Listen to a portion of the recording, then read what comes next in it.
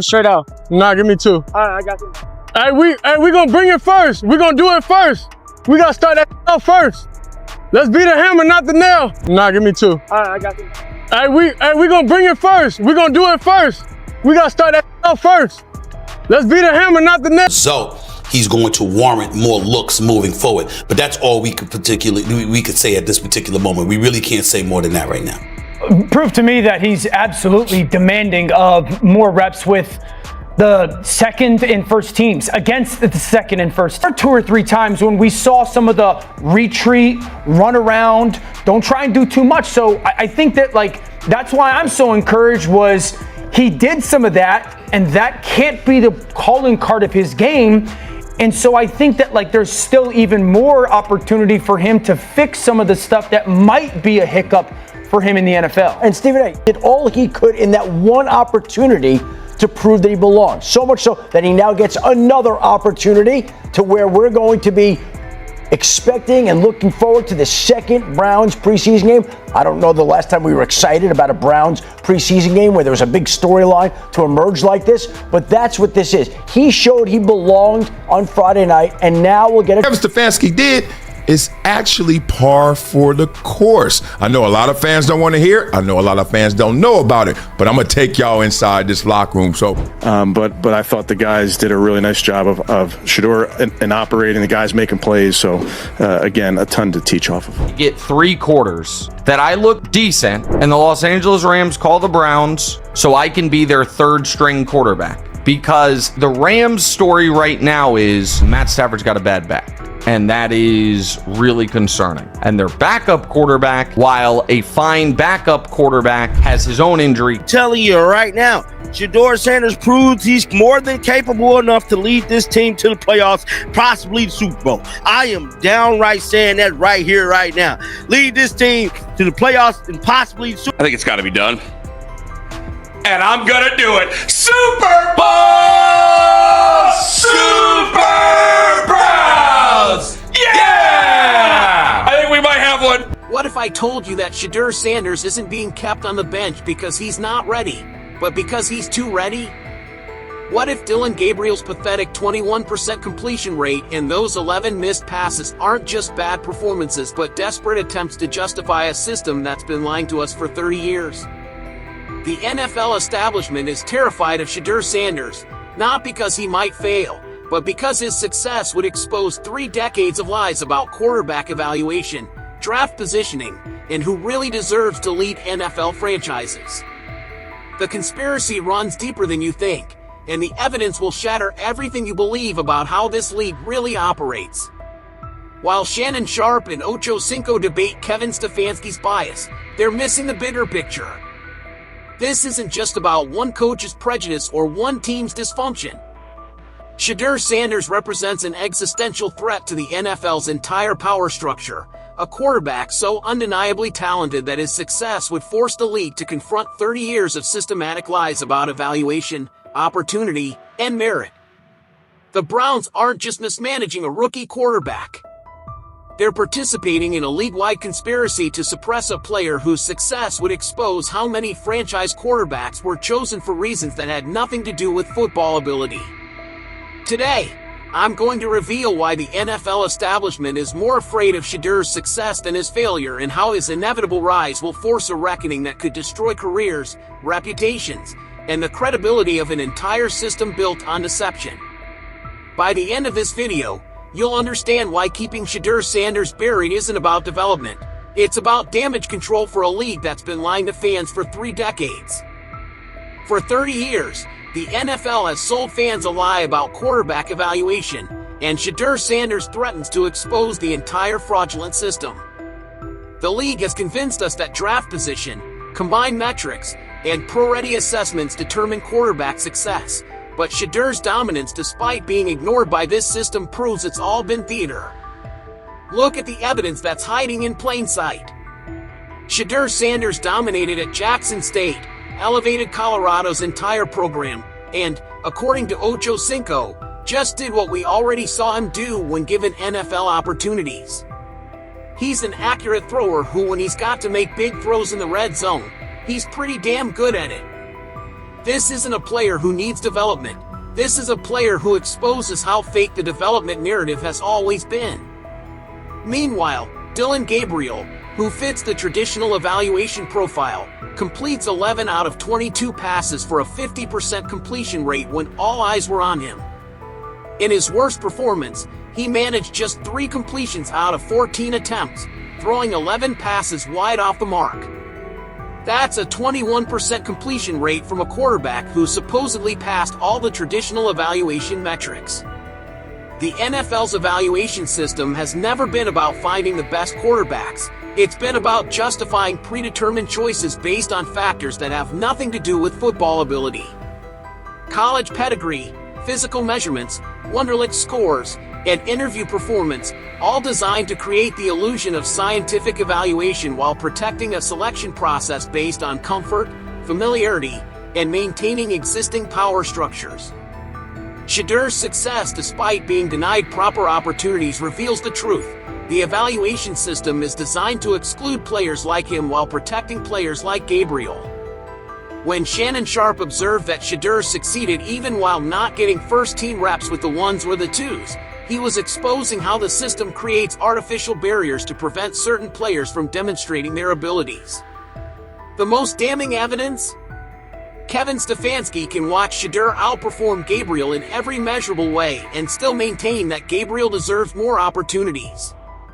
This isn't evaluation, it's the protection of a fraudulent system that would collapse if fans understood how many franchise quarterbacks were chosen for reasons unrelated to their ability to play football. The NFL has spent 3 decades convincing fans that quarterback success is mysterious, unpredictable, and requires special evaluation expertise. But Shedeur's obvious readiness despite being ignored by the traditional system proves that quarterback evaluation has always been simpler than they claimed. They just didn't want to admit they were choosing players for the wrong reasons. When Shedeur inevitably succeeds, every fan will ask the same question. If this quarterback was so obviously talented, why did the evaluation system miss him? The answer will expose 30 years of lies about merit, opportunity, and who really deserves to lead NFL franchises. The NFL's greatest lie isn't about evaluation, it's about development.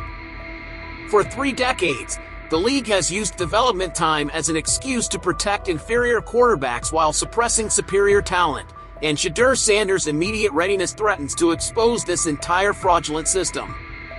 The development myth works like this. Promising quarterbacks need years of careful coaching, gradual exposure, and patient nurturing before they can succeed at the NFL level. This narrative has been used to justify keeping talented players on benches while inferior quarterbacks get years of opportunities to develop into mediocrity. But Shedeur's performance destroys this mythology. Despite working with 3rd and 4th team players and receiving no first team reps, he still managed to make plays that forced even Kevin Stefanski to admit the guys did a really nice job and were making plays. Ocho Cinco observed that Shedeur succeeded despite not getting proper opportunities, proving that real talent doesn't need the artificial development timeline the NFL has created. Compare this to Dillon Gabriel, who has received every development opportunity, first team reps, coaching attention, and multiple chances to prove himself. The result? A catastrophic 21% completion rate in critical moments and performances so poor that, from the very first snap, the defense had Dillon figured out. If development actually worked, Gabriel should be improving. Instead, he's proving that no amount of development can create talent that doesn't exist. The development myth has been used to justify decades of poor quarterback decisions. How many talented players were buried on depth charts while inferior quarterbacks got years to develop? How many franchises wasted seasons waiting for quarterbacks to become something they never had the ability to become? Shannon Sharpe identified the core deception when he said Stefanski keeps telling me what Shedeur can't do instead of recognizing what he can do. The development narrative focuses on manufactured limitations rather than demonstrated abilities, creating artificial timelines that protect established hierarchies. The most insidious aspect of the development myth is how it creates self-fulfilling prophecies. By denying talented players proper opportunities, The system ensures they can't demonstrate their readiness, then uses this manufactured lack of experience as evidence that they need more development. It's a perfect circular logic that protects mediocrity while suppressing excellence. Shedeur's case exposes how the development timeline has always been arbitrary. When a quarterback can succeed with inferior teammates and limited opportunities, the traditional development narrative collapses. If he's ready now, how many other quarterbacks were ready years before they were given chances? The NFL has used development as a gatekeeping mechanism, determining not who needs time to improve, but who deserves immediate opportunities based on factors unrelated to football ability. The myth of development has protected 3 decades of poor decision-making by creating the illusion that quarterback success requires mysterious, time-consuming processes that only certain players can navigate. When Shedeur succeeds immediately, as Shannon Sharpe predicted he would, every fan will question why other talented quarterbacks were forced to wait years for opportunities that should have been immediate. The development myth will be exposed as the lie it's always been. The NFL's most profitable lie has been convincing fans that draft position reflects talent evaluation, when it's actually been a system for predetermining opportunities based on factors that have nothing to do with football ability. Shedeur Sanders threatens to expose how draft capital has been used to justify 3 decades of fraudulent quarterback hierarchies. Here's how the deception works. High draft picks are automatically assumed to be more talented, receive more opportunities, and get more patience when they struggle. Meanwhile, later picks or undrafted players must prove themselves to impossible standards while receiving minimal support. The system creates the appearance of merit-based evaluation while actually protecting predetermined hierarchies. Shedeur's situation perfectly exposes this fraud. Despite demonstrating superior ability to Dillon Gabriel in every measurable way, he remains 4th on the depth chart because the system protects Gabriel's draft investment while treating Shedeur's obvious talent as irrelevant. When Gabriel completes 21% of his passes, it's attributed to development needs. When Shedeur succeeds with inferior teammates, it's dismissed as a small sample size. The draft capital deception has cost the NFL decades of potential excellence. How many franchise quarterbacks were passed over because they didn't fit the predetermined profile? How many high draft picks received years of opportunities they never deserved while superior players were buried on depth charts? Shannon Sharpe exposed this system when he said, "I can't imagine there's many people that think Dillon Gabriel is a better quarterback than Shedeur Sanders. I don't care where they were drafted." That last sentence is crucial. Draft position has been used to override obvious talent evaluations for 30 years. The most damaging aspect of the draft capital deception is how it creates institutional momentum. Once a player is drafted highly, the entire organization becomes invested in justifying that choice, even when evidence proves it was wrong. Admitting that a later pick or undrafted player is superior means admitting that the evaluation system failed, something organizations are psychologically incapable of doing. Ocho Cinco identified this when he pointed out that Shedeur just did what we already saw him do at Jackson State and what we saw him do at Colorado. The talent was always obvious, but the draft capital system ignored it because it didn't fit their predetermined criteria. The Browns' treatment of Shedeur versus Gabriel perfectly illustrates how draft capital determines opportunity regardless of performance. Gabriel continues to receive first-team reps despite catastrophic failures because the system must protect its investment. Shedeur is denied opportunities despite obvious success because acknowledging his superiority would expose the fraudulent nature of the entire draft evaluation process.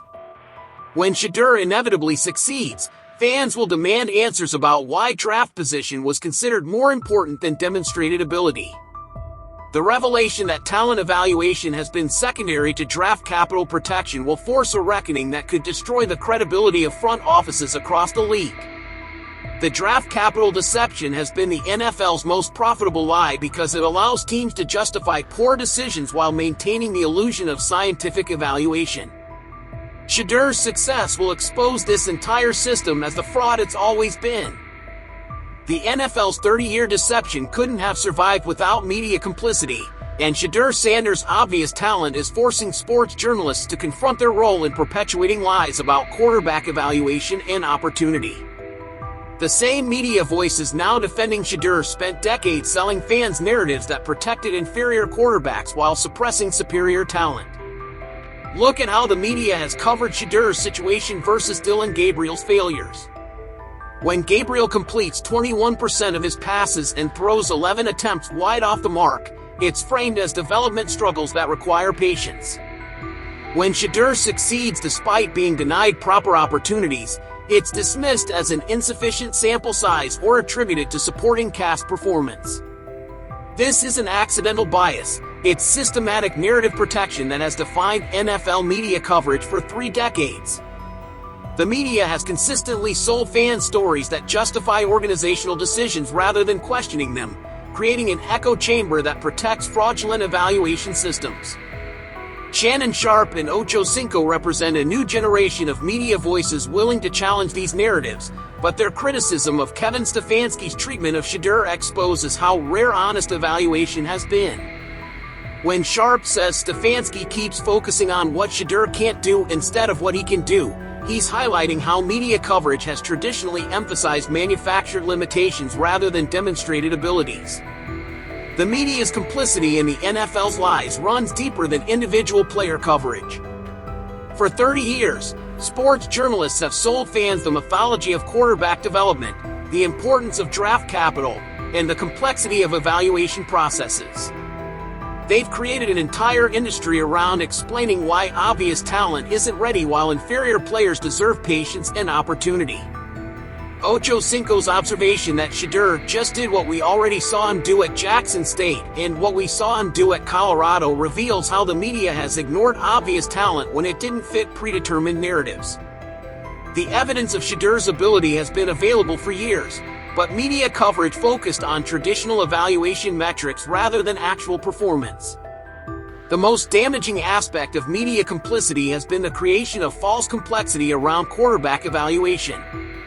Sports journalists have convinced fans that determining quarterback ability requires specialized knowledge, advanced metrics, and years of observation. But Shedeur's obvious readiness despite being ignored by traditional evaluation proves that quarterback talent has always been more apparent than the media claimed. When media voices now defend Shedeur's obvious talent, they're inadvertently exposing their previous complicity in suppressing similar players. Every argument for why Shedeur deserves opportunities could have been made for countless other quarterbacks who were denied chances based on the same fraudulent system. The media's role in perpetuating NFL lies has been essential to maintaining the deception. By selling fans complex narratives about development, evaluation, and opportunity, they've provided intellectual cover for decisions based on factors unrelated to football ability. Shedeur's inevitable success will force media accountability for 3 decades of narrative protection. The same journalists now calling for his opportunities will have to explain why they didn't challenge similar situations in the past, exposing their complicity in a system built on lies. When Shedeur Sanders inevitably succeeds, and Shannon Sharpe's prediction that he could lead this team to the playoffs, possibly the Super Bowl, proves accurate, it will trigger a reckoning that exposes 30 years of NFL lies and destroys the credibility of everyone who participated in suppressing his talent. The reckoning begins with Kevin Stefanski, whose career will be defined by choosing Dillon Gabriel's 21% completion rate over Shedeur's demonstrated excellence. Every game Gabriel struggles, every opportunity Shedeur is denied, every statistical comparison that favors the benched quarterback creates evidence of systematic suppression that will be impossible to explain away. But Stefanski is just the beginning. The reckoning will expose front office executives who ignored obvious talent, media members who sold fraudulent narratives, and an entire system that prioritized comfort over competence. When Shedeur succeeds despite being systematically suppressed, every participant in that suppression will face accountability. The Browns organization will be forced to explain how they evaluated a quarterback who showed out every single snap and determined he wasn't ready while promoting players who couldn't complete basic passes. The contrast between Shedeur's success with third and fourth team players and Gabriel's failures with first team opportunities will become a case study in organizational incompetence. The broader NFL will face questions about how many other talented quarterbacks were suppressed by the same system. If Shedeur's ability was so obvious that even limited opportunities couldn't hide it, how many franchise quarterbacks were buried on depth charts while inferior players received years of chances they didn't deserve? The media reckoning will be particularly brutal. Sports journalists who spent decades selling fans complex narratives about quarterback development and evaluation will be forced to explain why they couldn't recognize obvious talent when it was right in front of them. The same voices now defending Shedeur will have to account for their previous complicity in similar suppressions. Ocho Cinco's observation that this wasn't the first time Shedeur had been doubted and that he's been proving himself all throughout his college career will become evidence of systematic blindness that extended beyond the NFL. The entire football establishment will face questions about their evaluation credibility. The most devastating aspect of the reckoning will be the revelation that quarterback success has always been more predictable than the NFL claimed. Shedeur's immediate readiness despite being denied proper development opportunities will prove that the complex evaluation systems were unnecessary theater designed to justify predetermined choices. When fans realized that obvious talent was systematically suppressed while inferior players received years of opportunities, the credibility of the entire NFL evaluation system will collapse. The revelation that merit has been secondary to other factors for 3 decades will trigger demands for accountability that could reshape the league's power structure. The reckoning isn't coming, it's already begun. Every day Shedeur remains buried while inferior quarterbacks receive opportunities adds to the evidence of systematic suppression. When his inevitable success exposes the lies, everyone who participated in keeping him down will face consequences that could end careers and destroy reputations built on 30 years of deception. The evidence is overwhelming. Shedeur Sanders isn't being suppressed because he's not ready.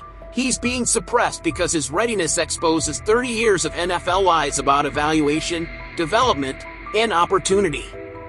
Dillon Gabriel's 21% completion rate isn't just poor performance, it's proof that the traditional system has been protecting mediocrity while suppressing excellence for 3 decades.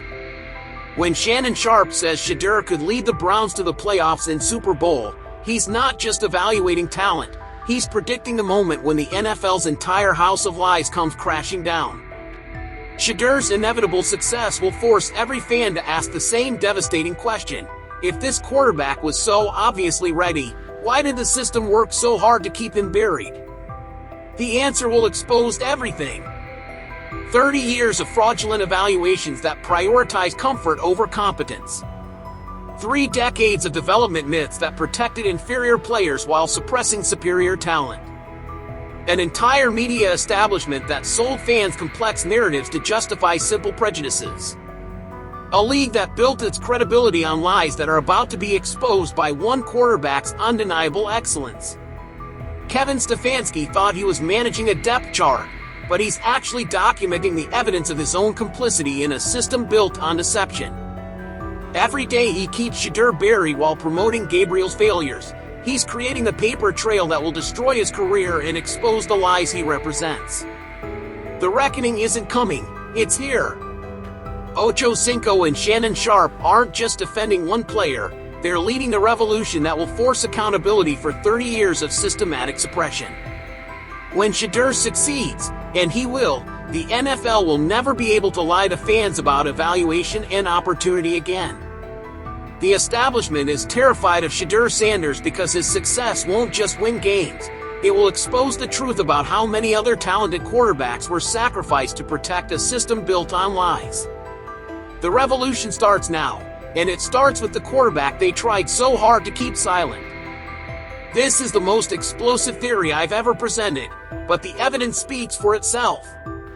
Do you think Shedeur Sanders really represents an existential threat to the NFL's evaluation system, or am I connecting dots that aren't there? Have you noticed other examples of obviously talented players being suppressed while inferior players get endless opportunities? What other NFL lies do you think Shedeur's success could expose? Is this really about a systematic cover-up, Or am I giving the league too much credit for coordination? And most importantly, when Shedeur inevitably succeeds, which careers do you think will be destroyed by the reckoning? Drop your thoughts in the comments and let me know what other NFL conspiracies you think need to be exposed. Don't forget to subscribe because in the next video, I'm revealing how this same pattern of suppression is happening across multiple positions and teams. The Shedeur situation isn't isolated, it's systematic, and the evidence will blow your mind. The revolution starts with one quarterback, but it won't end there. The NFL's 30-year lie is about to be exposed, and you're witnessing history in the making.